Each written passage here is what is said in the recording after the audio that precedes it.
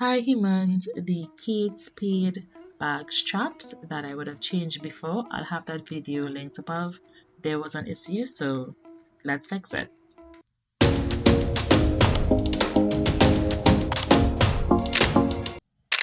So these are the rivets that I would have used initially when I changed the straps.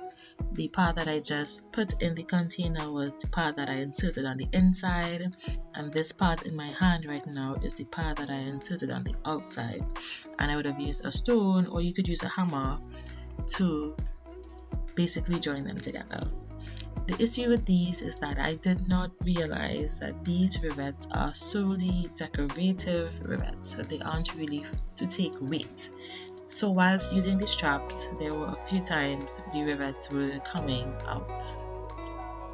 I would have just replaced them, but after a while I was like, this is not feasible, and I don't want that you all are using that method and it's not working. So here I'm taking them out because I would have found some new rivets that can take weight and will be a bit more permanent. As you can see, the removal process was not the easiest. The only thing that I could have come up with to try and take them out with is scissors, and because these things are hammered together, I really had to use some elbow grease to get them out. But I did eventually get them out after some good tugging. So this is the new rivet. This is the part that will be going on the outside. I'm going to use the scissors now to deepen the hole in the bag because the cylinder that goes through the hole is a bit thicker than the other rivets, because this rivet actually, the inner piece actually screws in, so it's not, there's no pounding that's required. You just use you could use your hand or a knife, or the proper thing would be a screwdriver to screw the other part inside. So here I'm just making the hole a bit bigger and sizing up the rivet with the bag strap so that it can all fit in that hole to give the strap some more support.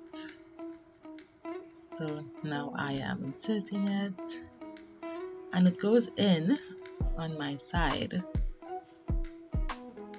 after some more prying in that hole, because as I said, the cylinder for this rivet was about twice the size of the original one.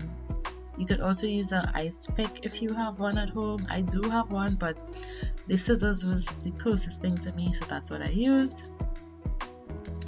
And here I'm inserting it in. Now it did go in, but as you can see, I can't see it from my side. So now I'm using a tweezer to kind of tweeze the fabric around it to get it to be exposed so that I can insert the other side.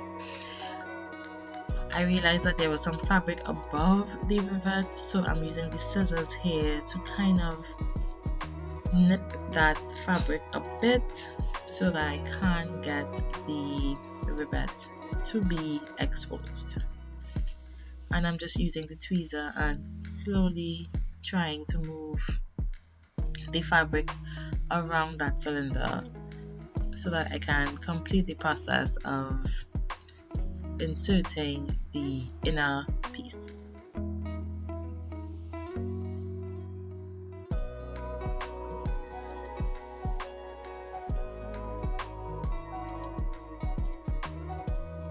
So it took some more cutting and prying to get it open. I'm using the tweezer again to just go around that rivet, and here is the other piece. As you can see, I'm screwing it in.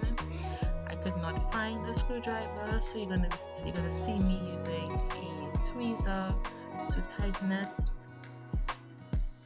Don't worry, I used a screwdriver after I filmed the video. The screws does get a bit slack with use, so you may need to tighten as the days go by. But this method definitely is holding up way better than the other one. With the other one, I was changing it very often. I know my bag looks a bit old, but I love this bag and I'm just holding on to it for dear life. I hope you love this video. Please comment and subscribe down below. Remember, being you is simple. Bye guys.